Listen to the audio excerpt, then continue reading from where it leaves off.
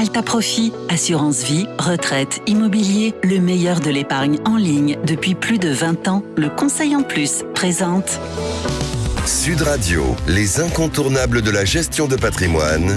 Thomas Binet, Philippe David. Bonjour Thomas Binet, nous vous retrouvons tous les jeudis soirs avec votre consultante Stélane Cohen, présidente d'Alta Profit, pour parler gestion de patrimoine. Aujourd'hui, vous allez nous parler d'optimisation du plan d'épargne retraite. Oui Philippe, parce que tout au long de sa vie professionnelle, on peut être amené à cotiser différents dispositifs par capitalisation, du plan individuel comme le PERP ou Madelin au plan épargne retraite mis en place par son employeur appelé article 83 ou de l'épargne salariale. Les produits sont nombreux et on n'y voit pas d'ailleurs toujours très clair, ou bien on manque de visibilité sur le rendement, les cotisations ou les prélèvements. Bref, la loi Pacte, mise en place à compter de 2019, offre désormais la possibilité de regrouper tous ces contrats retraite dans un seul et même plan épargne retraite, tout en conservant l'antériorité fiscale. Stélane Cohen, ma première question pour vous ce soir. Le regroupement de tous ces dispositifs peut-il se faire facilement ou nécessite-t-il des démarches compliquées ? Je dirais que le plus compliqué, souvent, c'est de savoir ce que l'on a et dans quel établissement se trouvent ces contrats. Alors, il y a une obligation pour ces établissements de délivrer un relevé d'informations annuelles sur la situation de l'épargne retraite. Et donc, souvent, on a une multitude d'informations sur ces relevés d'épargne. Donc, je conseille toujours de bien les conserver. Ça peut servir quand on veut faire le transfert. Mais il y a un véritable intérêt, en revanche, à transférer ces contrats sur son PER. Et quels sont ses atouts si on a cette démarche ? Il y a un grand intérêt, effectivement. Tout d'abord, c'est très simple. C'est, je dirais, tout en un. Vous avez une simplicité, vous avez une transparence avec le plan épargne retraite. Vous avez tous vos contrats qui vont être dans un seul et même réceptacle. C'est beaucoup plus simple et beaucoup plus lisible. Et enfin, il y a une optimisation réelle de la gestion financière et ça, c'est très important. Et c'est un enjeu important, justement, ce dernier point ?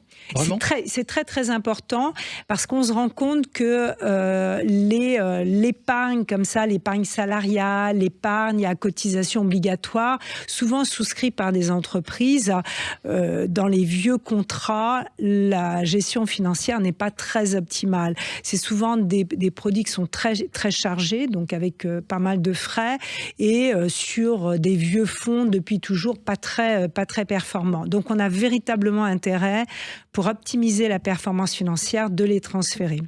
Mais est-ce qu'on a, justement sur le dernier aspect que vous venez d'évoquer, on a un préalable à tout dispositif d'épargne normalement ? C'est bien comme ça que ça se passe ? Oui, on a effectivement, quand on parle de préalable, on parle de services en ligne.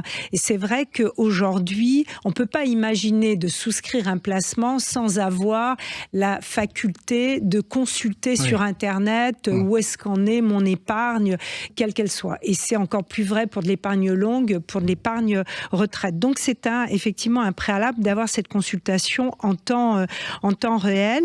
Et la recherche de performance peut être aussi un objectif sur de l'épargne longue, sur de l'épargne retraite.